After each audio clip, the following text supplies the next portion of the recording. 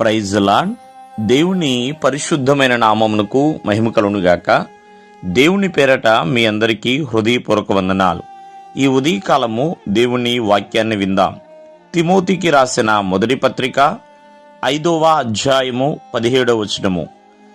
బాగుగా పాలన చేయు పెద్దలను, విశేషముగా వాక్యమందును ఉపదేశమందును ప్రయాసపడువారిని రెట్టింపు సన్మానమునకు పాత్రులునుగా ఎంచవలెను.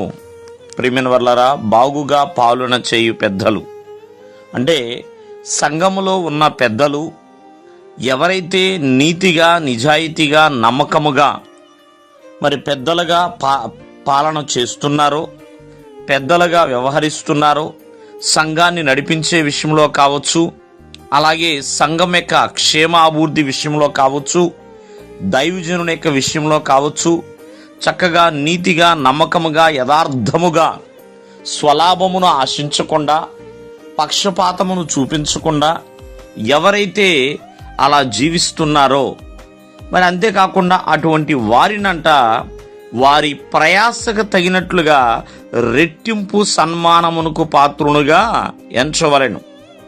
ఎందుకంటే దేవుని సన్నిధిలో ఎవరైతే నమ్మకముగా ఉంటున్నారో వారు ఎప్పుడు కూడా రెట్టింపు సన్మానమునికి పాత్రులే. ప్రియమైన వాళ్ళరా, ఒక మాటలో చెప్పాలి అంటే ఆనాడు ఇశ్రాయేలు ప్రజలు అంటే దేవుని ప్రజలండి, దేవుని ప్రజలను నిలవబెట్టడము కోసము, నడిపించటము కోసము ఆనాడు మోషేని ఎంపిక చేశాడు. ప్రియమైన వాళ్ళరా, మోషే తన పనిలో మరికొంతమంది పెద్దలను కూడా ఆయన తీసుకున్నాడు. ప్రియమైన వాళ్ళరా, అంటే దేవుని ప్రజలను నడిపించే విషయంలో ఎవరైతే సరిగా పరిపాలిస్తారో, సరిగా ఉంటారో ప్రియమైన వాళ్ళరా, అటువంటి వారందరూ కూడా రెట్టింపు సన్మానమునికి పాత్రులే. మోషేను దేవుడు పిలిచాడు, కానీ మోషే ఎంతో మందిని ఏర్పాటు చేసుకున్నాడు. కాబట్టి దేవుని పనిలో ఎప్పుడు, ఎలా, ఎవరు ఏర్పాటవుతారో తెలీదు. అది దైవ చిత్తమే.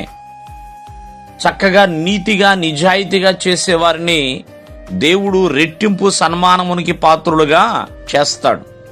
కావున ప్రతి ఒక్కరూ ఆలోచించండి.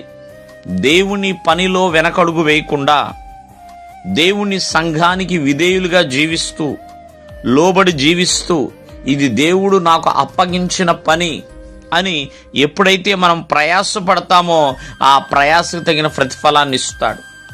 పౌలు గారి పరిచర్యలో ఎంతోమంది వచ్చారు. ప్రియమైన వాళ్ళరా, ఎంతోమంది తనతో కలిసి పరిచర్య చేయడానికి దేవుడు వారందరినీ కూడా రెట్టింపు సన్మానానికి పాత్రులుగా చేశాడు.